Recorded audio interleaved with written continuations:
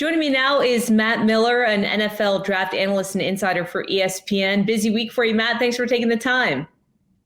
It is a busy week. Every interview I do, I apologize for the bags under my eyes, or if I say the wrong name of a player. There's so much information you're trying to lock in this week, and it's exciting, but it's definitely a heavy workload week.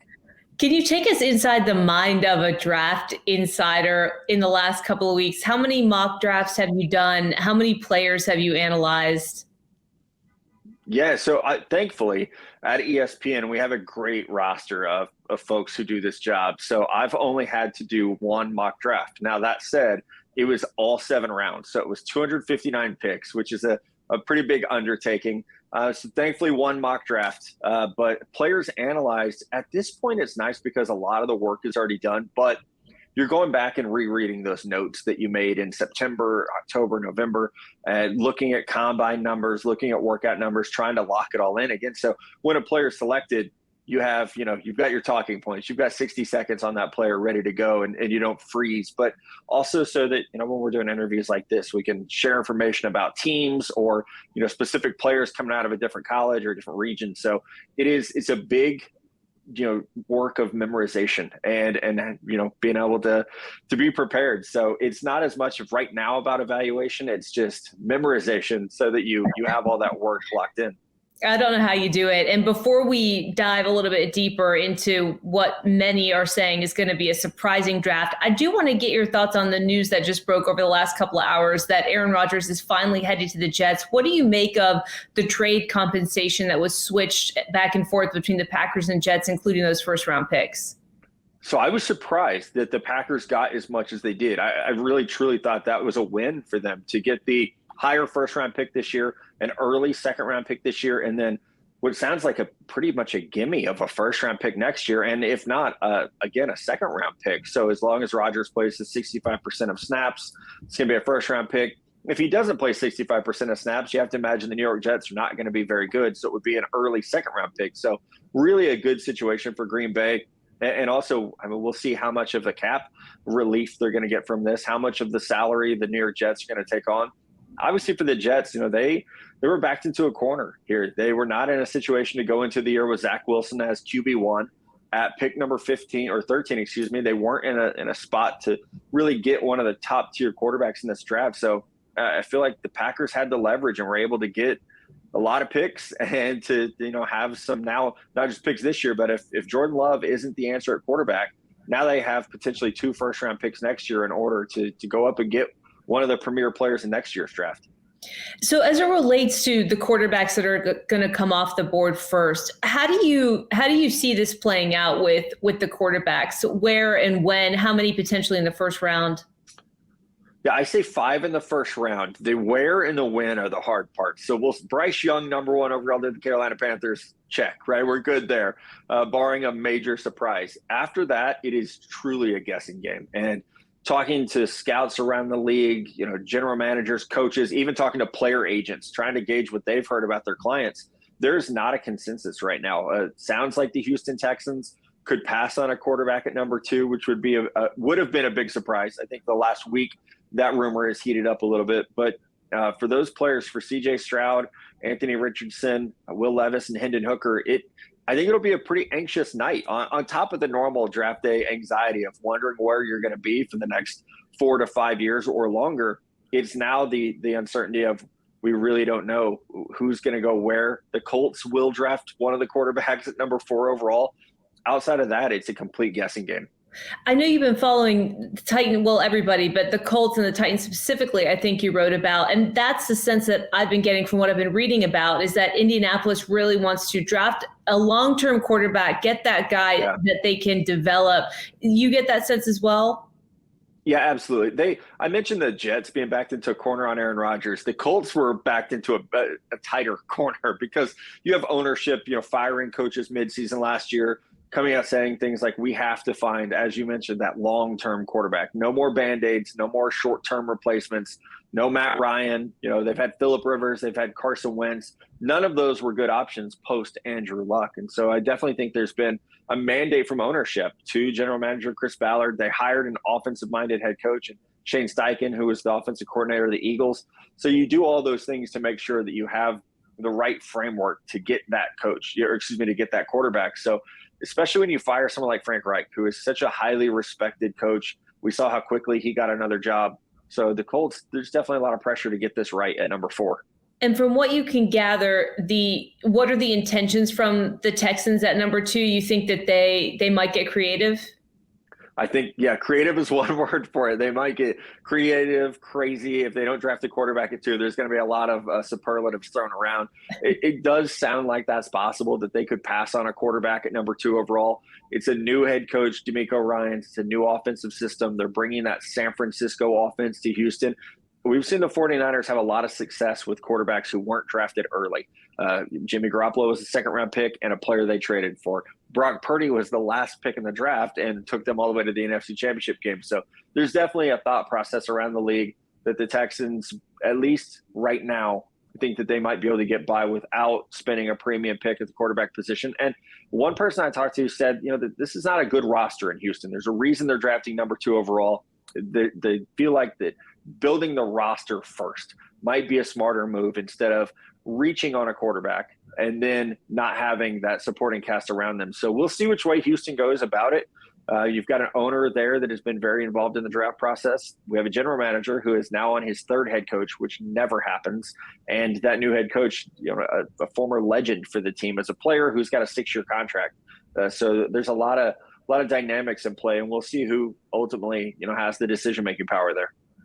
When teams swing really big and miss on a draft pick, sometimes it can just have a devastating ripple effect and consequence.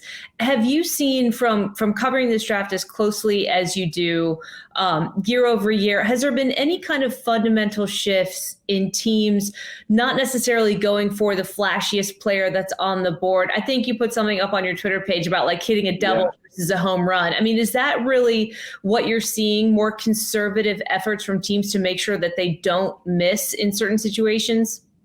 Yeah, you're right. The story I shared on Twitter, a GM, it was his first draft, and he told me that he needed a safe player. He needed a player that the owner could always think back to their first draft and say, it's a really good player for us. It's a cornerstone player. And they went for a safer option over a more glamorous pick. And that player's still in the NFL and is still a really good player. So I do think there are some people, especially first-time general managers or situations like Indianapolis, where there's a lot of pressure to get things right, your job's on the line, to play that a little bit safer. What we used to see was GMs, if they felt like there was pressure, they would reset. They would draft a young quarterback to try to buy more time.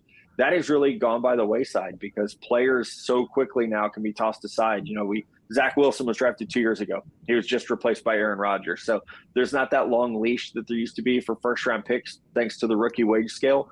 And on the flip side, we're seeing GMs keep their jobs a lot longer than they used to. And I do think that's at play, that they're starting to think about their jobs, instead of, okay, let's go for the quarterback, let's go for the flashy guy to try to reset things. Now they're saying, okay, I'm going to have time to maybe draft 2 quarterbacks or maybe hire multiple coaches before I'm pushed out. And I think that has led to a different style of drafting. I feel bad saying it out loud and identifying a player, but I was thinking about Zach Wilson because of what happened to the Jets last season. Yeah. And it was so glaringly obvious that they needed a quarterback. And now Aaron Rodgers, that deal is done. So I thought that was interesting what you were saying. If you look at this draft, player specifically, if you're in one of those draft rooms on Thursday, which players are you fighting for you'd love to have? Yeah, there are so many. This is such a fun draft class with even outside the big names that we talk about.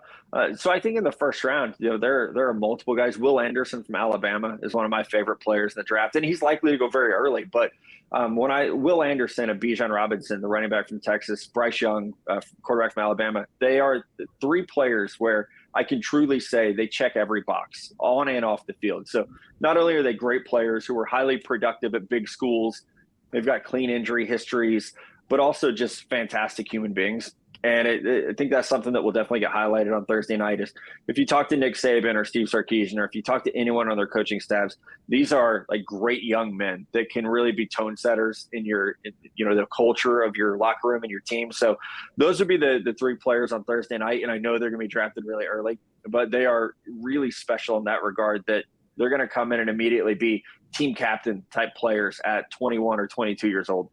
So the intangibles are there. No real concern about Bryce Young's size. All that, all that kind of chatter and rumor has kind of been put to rest. And most people, I mean, you included, say that is a done deal at number one. It feels that way. And there's a couple days left. I guess anything could change technically at this point, but all the good intel coming out from NFL front offices does say it's Bryce Young, and that when I talked to folks, they said that really in the pro day process, the Panthers kind of coalesced around Bryce Young and said, "Hey, this is our guy." Great production at Alabama. He elevated. I think people forget that Alabama was not talented this year on offense. They won't have a receiver drafted this year. Their offensive line, they'll probably have 2 players drafted, but it won't be in the early rounds. It'll be Bryce Young and Jahmyr Gibbs, their running back, who will likely go in the second round. So he really elevated that program. I watched him, live this year, comeback win against Texas, where he took over the game. It was him making that happen. So I think the more time that the Panthers spent with Bryce, and some of those concerns about size, he only had 2 passes batted down in college. So he's got such a great throwing motion. He's so good at finding passing windows. And the thing about the weight issue, weighing in at 204 pounds, is Russell Wilson actually weighed in at 204 pounds at the NFL Combine as well. And he's been able to add muscle, to add size, to where he's closer at, I think, 222 pounds now. So there's definitely a way that Bryce Young can add some of that mass that teams wanted to see him add. And we already saw him do that to get to 204 pounds at the Combine. What's the narrative been, and what is it currently around Anthony Richardson? Yeah, it's still that he is a player with an unlimited ceiling. It's just making sure that he gets in the right system to where those amazing gifts that he has can really be cultivated. I mean, he's the most athletic quarterback ever tested at the NFL Scouting Combine. He has flashes on tape that are just phenomenal. They're unlike anything you've ever seen before. But it also, I think there's some valleys to the peaks in his game. So making sure he gets to a spot where he can, and not necessarily not play, but where he can be developed, a lot like Josh Allen was, a lot like, even Deshaun Watson when he was a rookie with the Houston Texans. They completely adjusted their offense to fit more of what he did in college. The Eagles did the same thing for Jalen Hurts. So I think with Richardson, it's finding out what he's comfortable with and building a system that works right away for him so that he can get more experience. He's only had 13 starts, So he needs to play more football in a situation where he can learn on the go a little bit. And I think he's proven he's athletic enough to do that. I heard you mention running backs a couple of times over the last couple of minutes. Which positions do you think are strongest in this year's draft, and which ones are the weakest? Yeah, running back's definitely on the side of the strongest. Tight end is the strongest for me. There will be 10 tight ends in this draft class who maybe aren't immediate starters, but they're all at least high-level role players. They're the number 2 tight end for your team.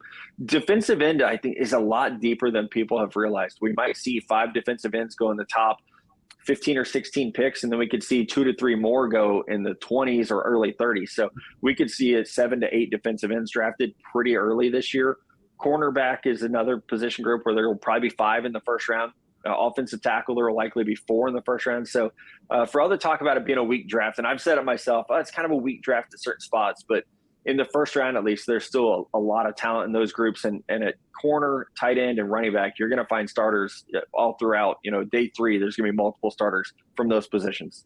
Yeah. Are there players that you've studied that we don't really know about that you think are going to surprise us, particularly with the draft that's described as weak? I do love those stories, those underdog stories of kids that are at programs that don't have the notoriety and all of a sudden they're starting on Sunday. Is there a player or two that you can highlight that you think really fits that mold that could be a standout?